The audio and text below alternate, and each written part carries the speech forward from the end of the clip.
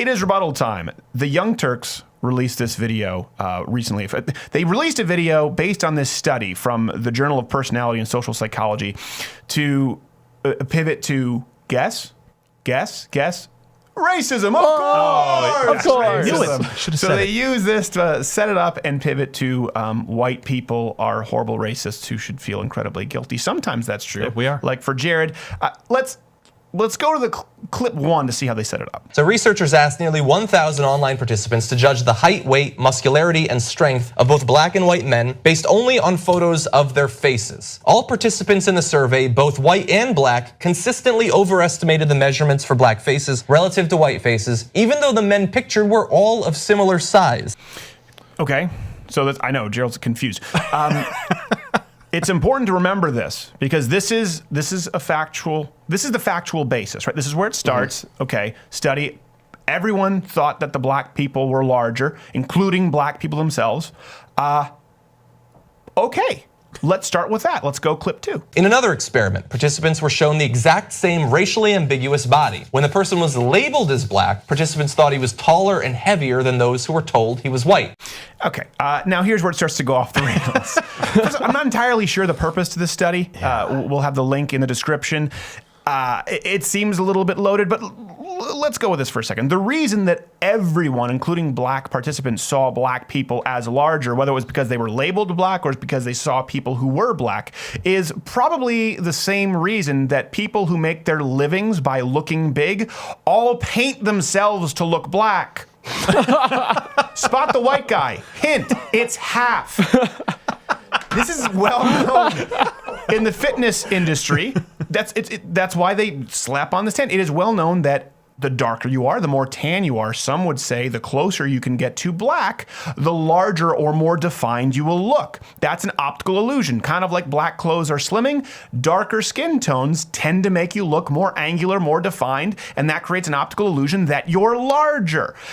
Now, is that racist? I guess by definition, whenever you separate things by race and say black people look bigger than white people, or that's the perception, by definition, it's racist. But does it mean that it's hateful or bigoted in a negative way? No, but not to be stopped there. They go on to imply that you are. But a difference emerged when the researchers asked participants whether the person appeared threatening and if police force would hypothetically be justified if that person were a suspect. Only the white participants felt the perceived greater size of the black faces made them greater threats and more potentially deserving of force. So while black individuals in the survey also overestimated the size, they did not then think, as a result of that, police are justified in using force, potentially even lethal force. Okay, so do we see what happened here? Yes. Just that last little bit. Lethal force. Lethal force. Let's throw it back in there. It starts off with they perceived black people to be bigger. Okay, including black participants. Okay.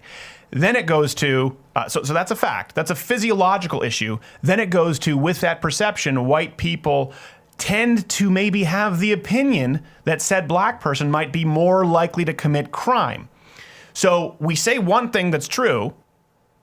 Everyone saw the black person as bigger, black people are perceived to be larger, and then say, therefore, racism when white people perceive there to be a greater threat of crime. Okay, I know people aren't going to like this, but why would it be that maybe the white people could perceive it as a greater threat of crime? Could it be because black people who make up only about 13-14% of the population commit 30 to 50% of the crime? Oh. Now, does it mean that all black people are criminals? No. Does it mean that it's okay to stereotype black people as criminals? No. But like Jared said, you talk about this all the time. You can't throw out the statistic. The first thing to throw is, if 1 in 4 black men are, go to prison, 25, blah, blah, blah. It's like, you just told me all these stats about black people. Of course I'm scared. I'm a skinny white dude. What am I going to do? I will not fare well in Harlem. So, okay. Black folks think bigger, but they don't think danger, because why? Among the reasons why is because they live with other black people and they know day to day, there isn't like, oh my God, we're in constant danger. What if my aunt attacks me? Right? Their interaction is smaller. They have a black friend at work, but they don't live maybe in a city or a portion of a city with a lot of African Americans. So to them, it seems foreign and an outsider or an other is always perceived danger. Yeah. First off, before you send your messages, that was actually Cenk. It was not a Cenk impression. That was not. All black people are dangerous. Okay, right. With the panel with no black so, people again, on it. what they say is, white people perceive there to be a greater threat, and they move to a conclusion based on what? Attributing some kind of a motive or a reason that they couldn't possibly know. It's because they're for it, because anything that's different to you is something you're going to be scared of. Well, actually, the Bureau of Justice puts the crime even higher, with 34 to 52% of crimes in the United States being committed by black Americans.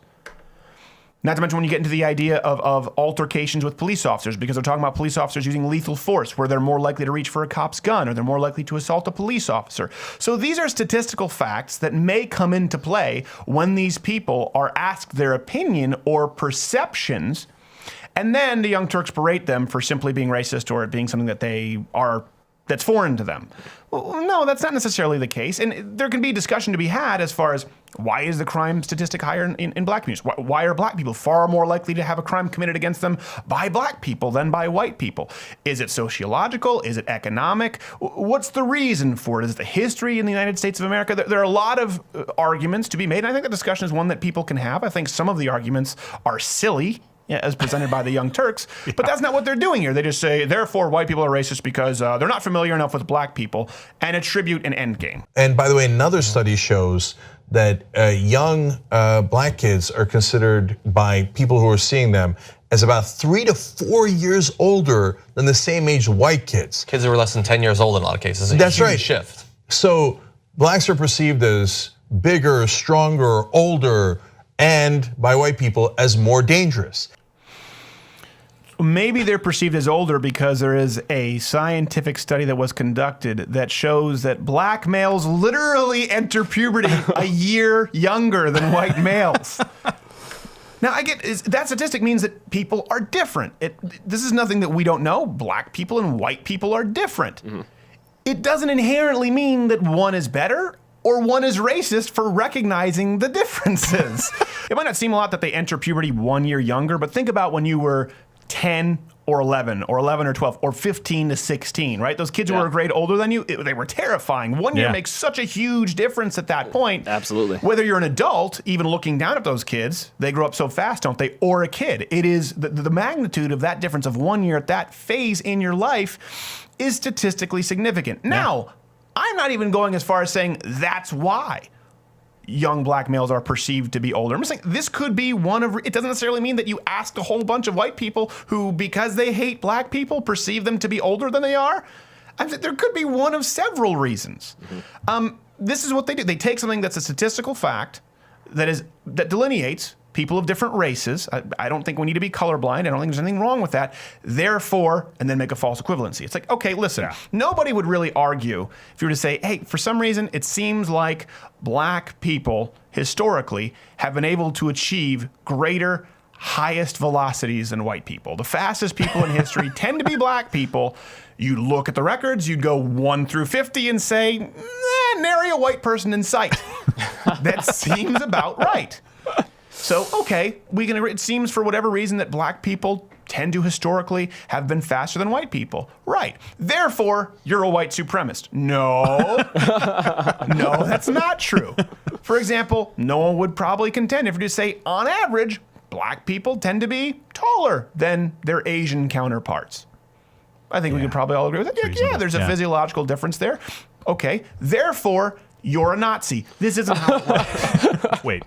And it's important. The reason I wanted to point, it's important to see the bait and switch, because you can start something off with a published study or a published trial, and you can make it sound scientific enough, or you can make it sound logical enough, but you're really just, a lot of the time you'll see this, and you see this not only obviously at Young Turks, but at CNN, at a lot of any main news outlets. They'll use something entirely legitimate as a springboard into opinion, and they don't delineate. Sure. And that's the danger. Hey, if you like this video, you're probably thinking of subscribing. Of course you're thinking of subscribing, right? Okay, this is the subscribe button. Okay.